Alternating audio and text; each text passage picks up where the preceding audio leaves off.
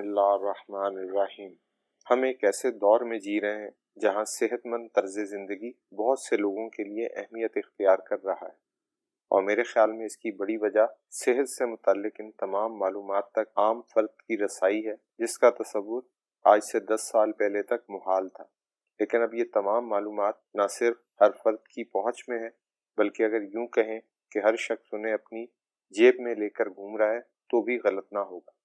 इस छोटी सी तमहीद के बाद आते हैं आज के वीलॉग के असल मौजू की तरफ कि हम चाय से कैसे अपने तर्ज ज़िंदगी को बेहतर या सेहतमंद बना सकते हैं। चाय का नाम आते ही ज़्यादातर लोगों के जहन में दूध, चीनी और पत्ती से तैयार किया एक ऐसा गाढ़ा मशरूब आ जाता है जो हम अक्सर सुबह शाम अपने घर, ऑफिस या फिर कोयटा होटल में पीते रहते हैं। ये चाय बिलाशुबा मज़ेदार तो बहुत होती है और दिन में एक आध दफ़ा पी लेने में कोई हरज भी नहीं, लेकिन इस चाय से कोई ख़ास फ़ायदा हासिल नहीं होता, बल्कि अगर इस शुगल को मुस्तकिल आदत बना लिया जाए तो इससे नुकसान होने का खदशा ज़रूर हो सकता है। मैं जिस चाय का इस व्लॉग में तज़किरा करूँगा वो शायद शुरू में तो इतनी मज़ेदार ना लगे, लेकिन इसके मुस्तकिल इस्तेमाल से आपको सेहत के बेशबहा फ़वाइद हासिल हो सकते हैं।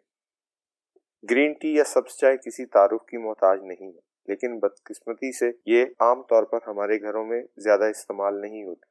लेकिन अगर आप इसके फ़ायदों को ठीक तरह से समझ लें तो मेरा ख्याल है इसे आप हरगिज़ नज़रअंदाज ना कर सकेंगे।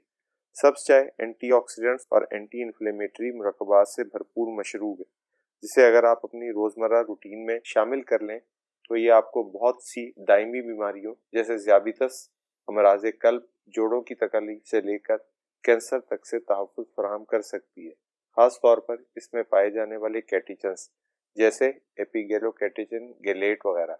इस चाय को बनाते वक्त इसमें चीनी शामिल ना करें, बल्कि अगर इसे ज़्यादा फ़ायदेमंद बनाना हो तो इसमें लीमू, अदरक, पुदीना या फिर थोड़ी दालचीनी शामिल कर सकते हैं।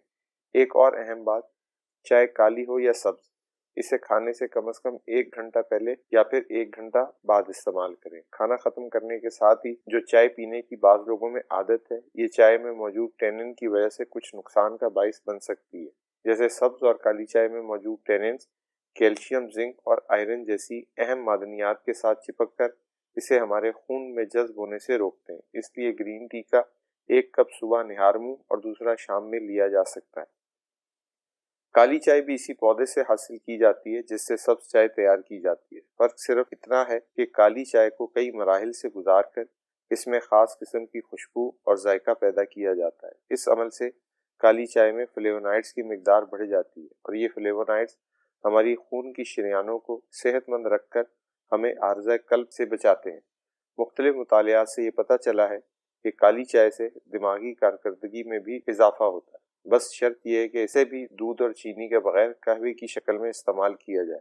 और ये मेरी आजमाई हुई बात है कि जब आपको ये लग रहा हो कि बस अब मज़ीद काम नहीं हो सकता और सर भारी महसूस हो रहा हो, तो आप 1 कप इस तरह की चाय का पी कर देखें, यह आपको फिर से रिचार्ज कर देगी।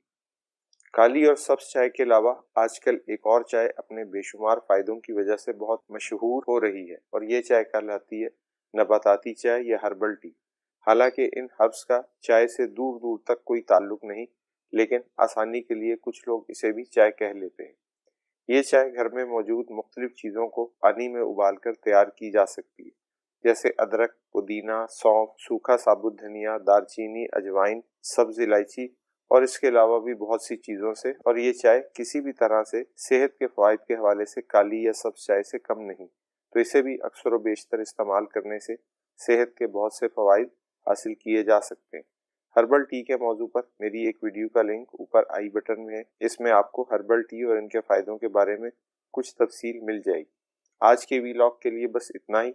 वीडियो अगर अच्छी लगे तो प्लीज़ इसे लाइक और शेयर कर दें, और अगर चैनल पर नए हैं तो प्लीज़ सब्सक्राइब भी कर लें। अपना और अपने आसपास के लोगों का बहुत ख्याल रखें। अल्लाह निगहबान।